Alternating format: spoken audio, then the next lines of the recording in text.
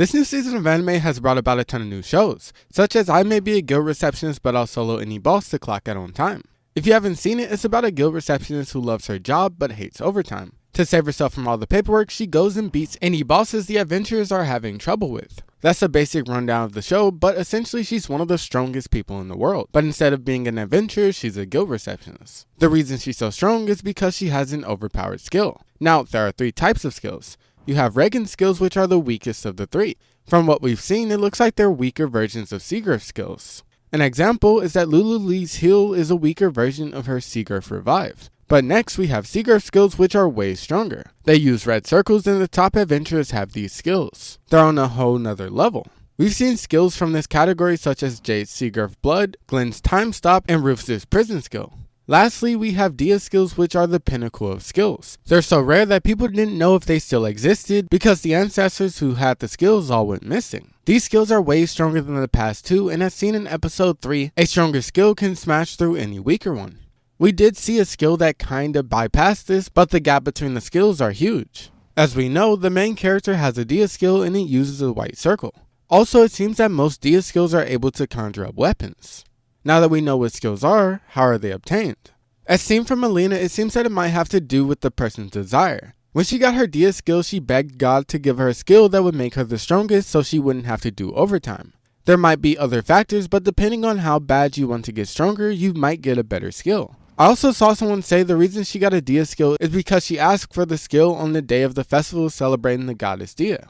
It's also good to bring up that people can have multiple skills as seen in the recent episode.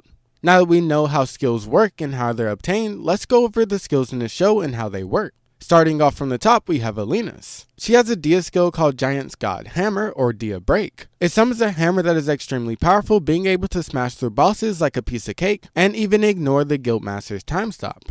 She also had some strange power in the recent episode that insanely buffs her speed and damage. It's also said that Dia skills can pretty much do anything, so there are probably more abilities. Next we have Dark God Silha and his skills. Like Alina, his Dia skill grants him a weapon. It allows him to summon weapons using Dia Storm, which he uses to throw at his opponents. He seems to be able to bring the weapons back and control it to his will. He also has Dia Judge, which summons an insane amount of weapons to pierce his target. This ability was extremely powerful, but his next is even stronger. He has the ability Dia Drain, which can take skills from others. This allows him to gain more abilities, making him even stronger.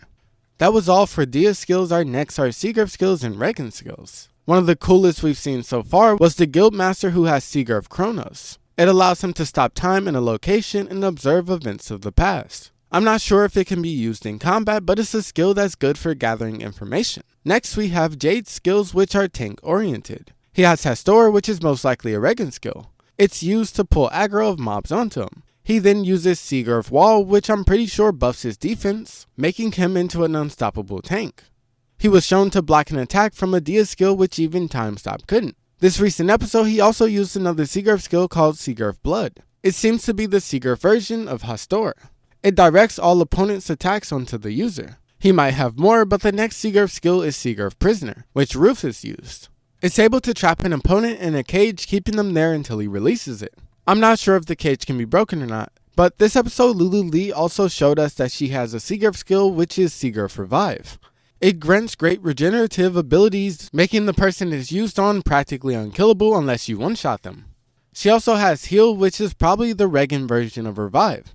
It allows her to restore and heal the injuries of others. For the last, we have Lo and his magic. He uses a spell called Ember that sends icicles at the enemy. He also has another spell called Ignis, which is a fireball. He might have more magic and maybe even a Seagrave skill, but it hasn't been shown yet. This was every skill we've seen currently in the show. If you want me to go over more new animes, show me by liking and subscribing, also watch another.